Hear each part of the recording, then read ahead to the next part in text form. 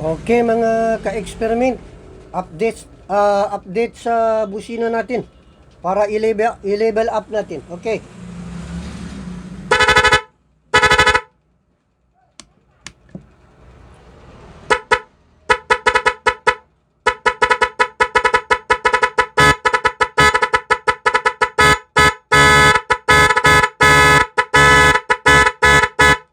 Sumasabay sa tono yung ilaw natin, parang diskuhan.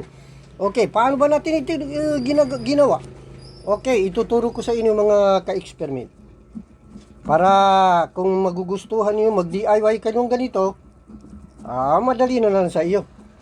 Alisin muna natin yung mga connection ng natin para detalyado yung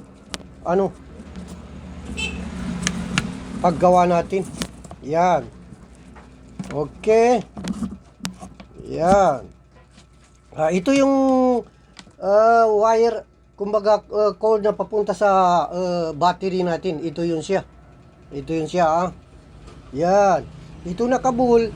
Ito yung positive. Kailangan hindi tayo magkamali paglagay ng yung positive negative ng wire, kasi yung battery natin ay may polarity. Okay. Bali, ito yung sa Pro Music natin, yung apat na wire siya. So, ito may black. Yung black natin, yung isang cold dito sa natin, ito yung ibuhol pa rin natin yung positive dito para hindi din tayo magkamali. Yan. Yan, ito yung positive, negative. Itong negative na ito na wire, dito natin ilagay sa negative. Ito, yung black na wire dito sa Pro Music natin. Yan, diyan natin ikabit. Tapos yung positive naman ng cold natin para sa battery, dito natin siya sa positive din ng Pro Music natin. Yan, ito siya. Yan yung pula. Yan. Positive, negative. Okay, ganyan siya mga ka-experiment.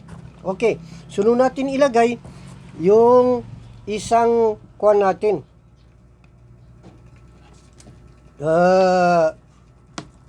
Busina. Ito yung isang busina natin. Ito mga busina ito, suso. Bali, dalawang suso ito. Yung natin. Yung isa, itong busina, walang polarity ito. Yung isang wire niya, ilagay natin siya sa, dito sa black, negative ng ni. Yan. Yan, dito sa black na wire na ito. Okay. Ito yun siya. Then, yung isa naman, ay dito natin ilagay siya sa kahit saan dito, yung ito brown o di kaya yung sa blue, lagyan natin sa brown na lang para pwede naman, walang problema diyan. Okay, tapos na yung isang busina natin. Then dito naman sa isang pangalawang busina, yung isang wire niya ilalagay din natin dito sa black, yung sa negative ng natin, Pro Music. Yan, diyan na siya. Yung isa naman, dito sa natitira ilagay. Dito, galing rin yan. Yan. Bale, tapos na yung natin. Subukan natin daw.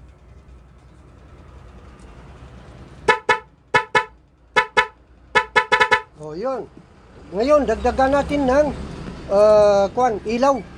Ito. Para maganda. Para maganda yung natin.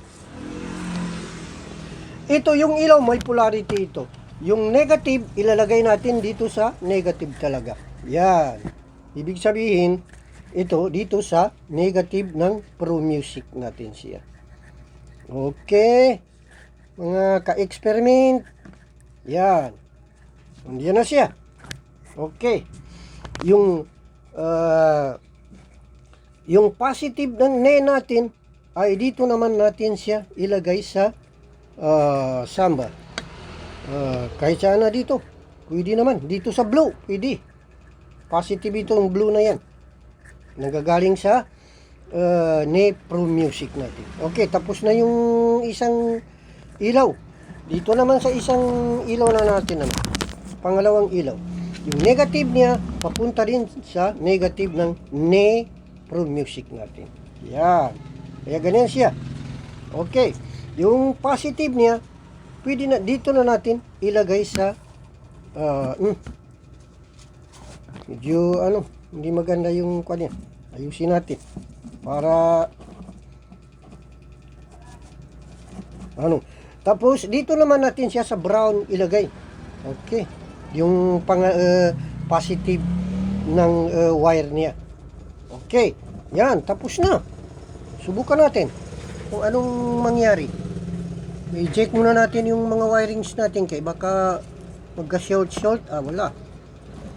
Baka maapektuhan yung kuha natin, mga materialis natin. Okay, subukan natin. Anong kuha niya? Dito tayo sa number 1. Okay, number 1. Yun. Napaka ganda. Number 2 pala yan. Okay. Okay. Then number 3.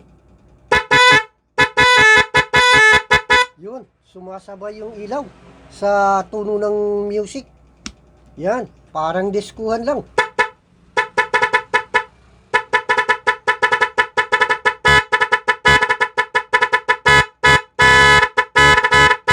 Yan, napakaganda. Parang pwede nito gawing disco light ninyo sa gabi. Tanggalin lang yung busina. Itong light na lang gamitin ninyo. Maggawa kayo ng sarili niyong music. Pwede kayo mag-pray kayo. Okay lang. Hanggang dito lang mga ka-experiment. Kung nagustuhan nyo yung video natin, paki-like and share na lang. Okay, suportahan natin yung channel natin para marami pa tayong magagawa sa hinaharap. Okay, hanggang dito lang. Magandang umaga.